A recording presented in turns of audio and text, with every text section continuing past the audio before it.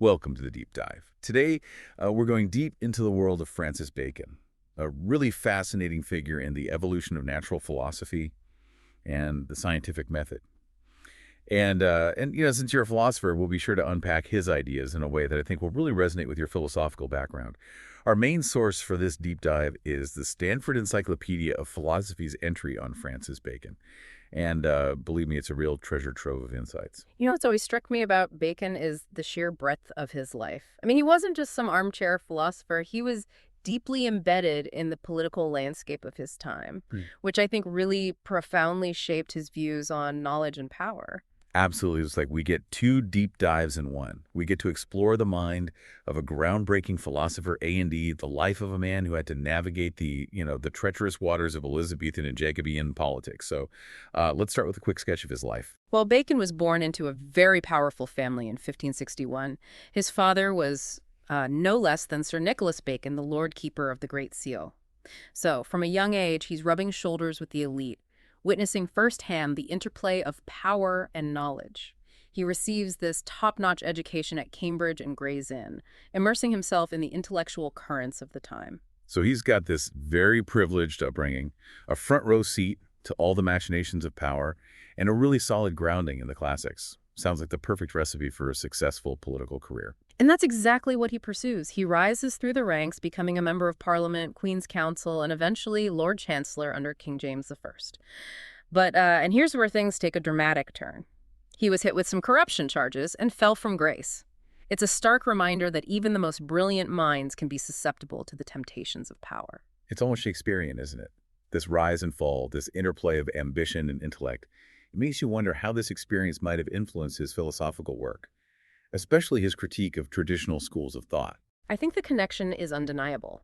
Bacon, having witnessed the misuse of power and the limitations of traditional modes of thinking, became this fierce advocate for a new approach to knowledge, one grounded in empirical observation and inductive reasoning. He challenged the unquestioning acceptance of authority, whether it came from Aristotle or Plato or even Renaissance thinkers like Paracelsus and Talesio. He was really calling for a radical shift, a reevaluation of the very foundations of knowledge. So instead of blindly accepting pronouncements from on high, he's saying, let's roll up our sleeves, get our hands dirty, and see what the world itself has to tell us. That's quite a departure from the prevailing intellectual climate. Absolutely. And this brings us to one of his most enduring contributions, the idols of the mind. Bacon identified four categories of errors that he believed distort human understanding. And they're as relevant today as they were in his time. They're like these cognitive pitfalls that we all need to be aware of if we want to pursue knowledge in a rigorous and unbiased way. Okay, let's unpack these idols. I remember encountering them in my studies, but a refresher would be great, especially for our listener who's deeply immersed in the world of philosophy. The first category is the idols of the tribe, which are errors that are inherent to human nature itself. We tend to see the world through our own limited senses, our preconceived notions, and our innate biases. It's like we're all wearing these distorted lenses that color our perception of reality. So it's not just about individual biases, it's about the limitations of the human mind itself. We're all prone to these errors simply by virtue of being human. It's almost a humbling thought, isn't it? It is. Then there are the idols of the cave, which are individual prejudices shaped by our unique experiences, upbringing, education, and personal preferences. It's like we're all trapped in our own little caves, peering out at the world through this narrow window. It makes you wonder how much of what we perceive as truth is really just a reflection of our own limited perspective. It's a powerful image, and one that resonates deeply with a philosophical mind. The third category is the idols of the marketplace, which arise from miscommunication and the ambiguity of language. We often trip over words, using terms with different connotations or failing to define our concepts clearly. It's a reminder that language, while a powerful tool for communication, can also be a source of confusion and error. As philosophers, we know all too well the pitfalls of language. A misplaced word, a subtle shift in meaning, can completely derail an argument or lead to a misunderstanding. Exactly. And finally, we have the idols of the theater, which are erroneous systems of thought that have been perpetuated by tradition and accepted philosophical frameworks. It's like we're watching a play on a stage, accepting the narrative presented to us without questioning its validity. We become so accustomed to these narratives, these grand intellectual frameworks, that we forget to step back and critically examine their foundations. We're captivated by the performance, but we lose sight of the fact that it's just a performance. Precisely. And for Bacon, recognizing these idols is crucial for clear thinking and scientific progress. We need to be aware of the ways in which our minds can be misled if we want to develop a more accurate and reliable understanding of the world. It's about cultivating a critical awareness of our own cognitive processes. So it's not enough to simply gather information. We need to be mindful of the filters we're using to process that information. We need to be constantly questioning our assumptions, challenging our biases, and looking for evidence that might contradict our cherished beliefs. It's a tall order, but a necessary one if we want to pursue knowledge in a meaningful way. Absolutely. And this brings us to Bacon's ambitious project to create a new classification of knowledge, a system of sciences that would be grounded in empirical observation and organized in a way that would be more conducive to scientific discovery. He envisioned this pyramid of knowledge with observation at its base, gradually ascending towards general laws and forms, which for Bacon resemble natural laws. It's like he's trying to create a roadmap for scientific inquiry, a guide for navigating the vast and complex world of knowledge. But how did he envision the fundamental building blocks of this world? How did he understand the nature of matter itself? That's where his matter theory comes into play.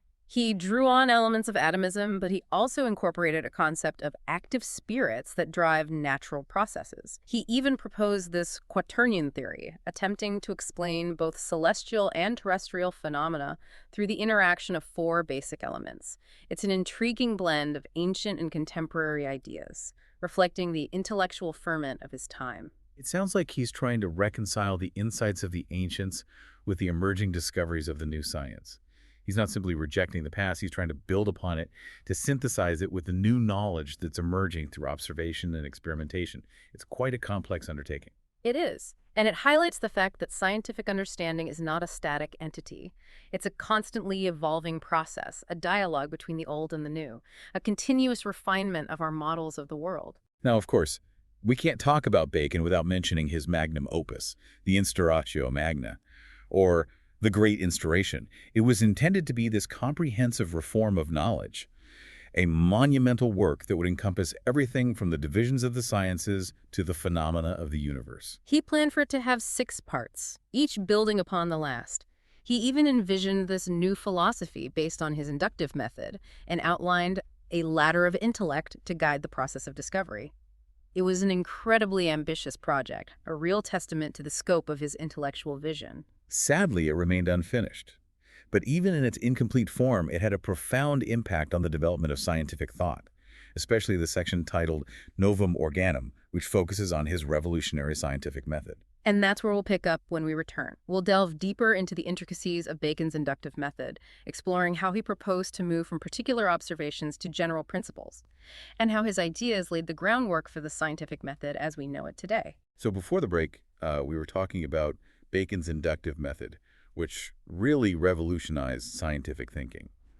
And for our listener, a philosopher who's so interested in these, nuances of knowledge acquisition, I think this will be really enlightening. Yes, it's fascinating. You see, Bacon understood that the human mind needs tools, structured ways of processing the information we gather from the world.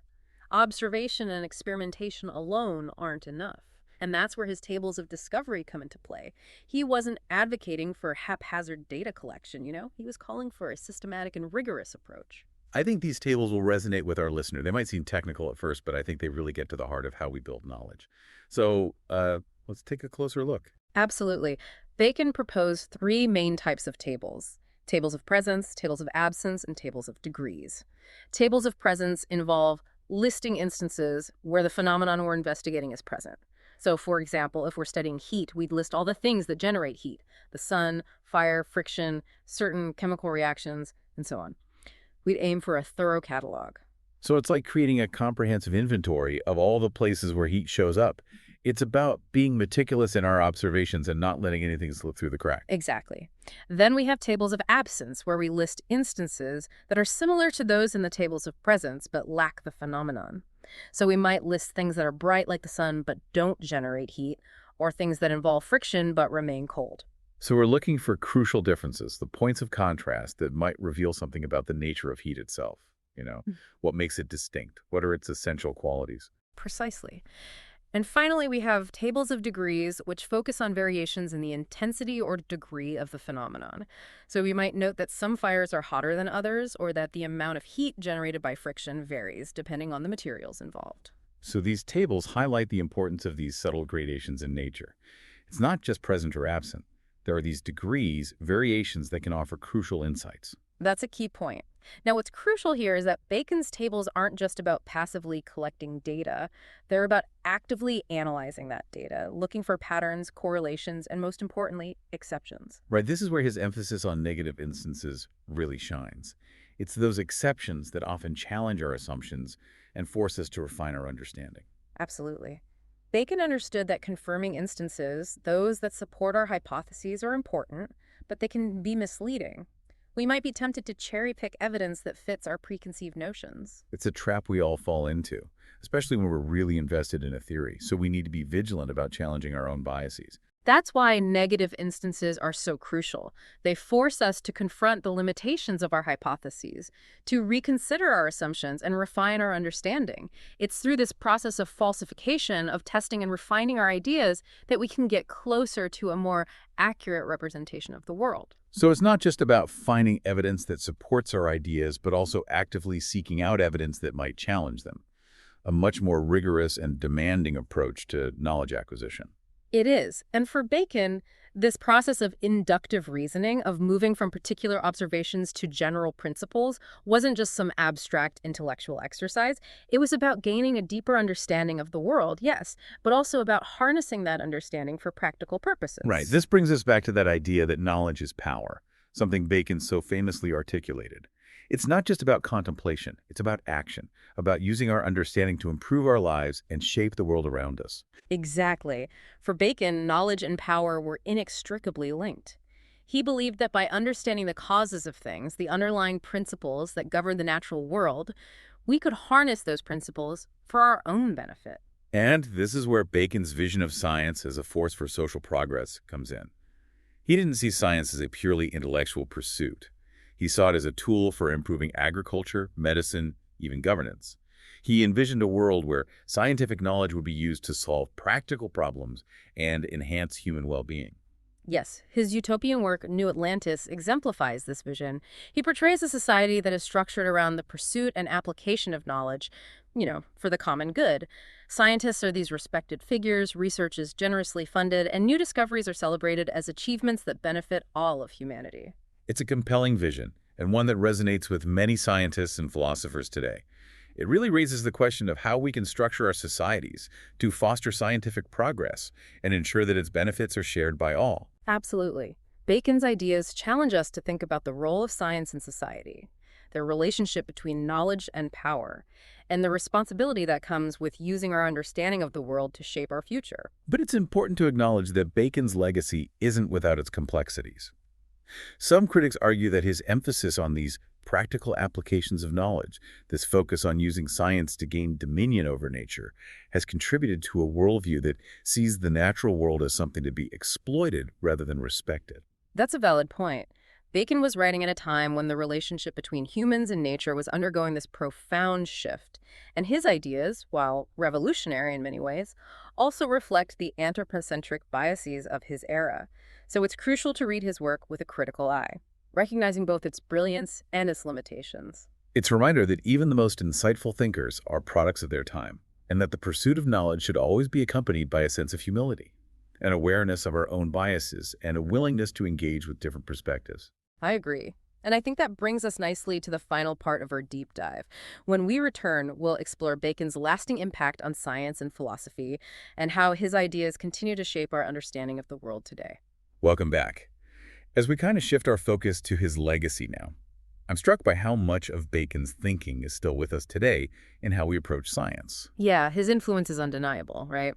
Bacon's vision of science as this collaborative, systematic endeavor harnessed for the betterment of humanity, it's really left a mark on how we do science. His emphasis on observation, inductive reasoning, that constant testing and refining of hypotheses, it's really shaped the foundation of the scientific method as we know it. And the idols of the mind, Still so relevant, right? It's such a powerful tool for recognizing those biases that can distort how we understand things.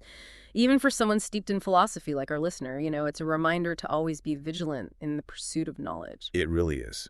Underscores that critical thinking, questioning assumptions, being open to new evidence, even when it challenges our closely held beliefs. It's a call for intellectual humility, recognizing that we don't have all the answers and that the pursuit of knowledge is this ongoing process. It demands constant scrutiny and a willingness to adapt as new discoveries emerge. And Bacon's influence goes beyond these individual methodologies. Yeah. His vision of collaborative research institutions like he depicted in New Atlantis, it foreshadowed the development of scientific societies and academies that we have today. Places where scientists can gather, share findings, debate ideas, and really collaborate to push the boundaries of what we know.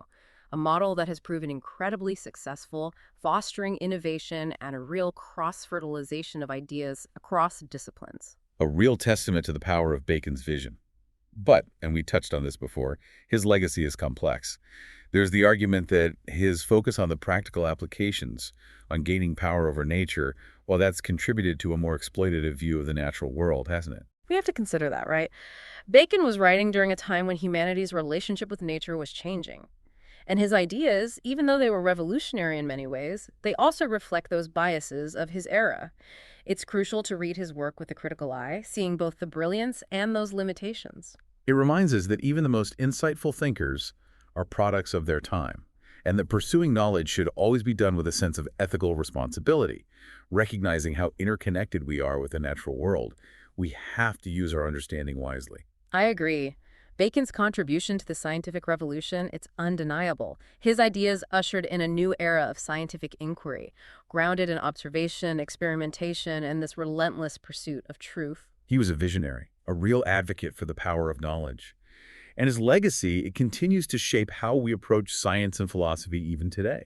His work really makes us grapple with these big questions: the nature of knowledge, how we acquire it, the institutions we build to support it, and the ethical implications of what we discover. And maybe most importantly, he reminds us that the pursuit of knowledge isn't just some abstract thing. It's a human endeavor with the potential to transform our lives, our societies, and our relationship with the world around us. As we wrap up this deep dive into the world of Francis Bacon, I'm left with a sense of awe at how powerful ideas can be, at the complexities of history, and at the enduring challenges and possibilities of scientific inquiry. It's been a fascinating journey. It really has. And for me, it reinforces how important it is to engage with these ideas, to think critically, and to always try to use our understanding to make things better for all of us. Bacon's work offers so much. It's thought-provoking, it inspires, and it continues to guide us. Thank you for joining us on this journey into the ideas of Francis Bacon. We'll see you next time. Until then, keep exploring, keep questioning, and keep seeking the truth.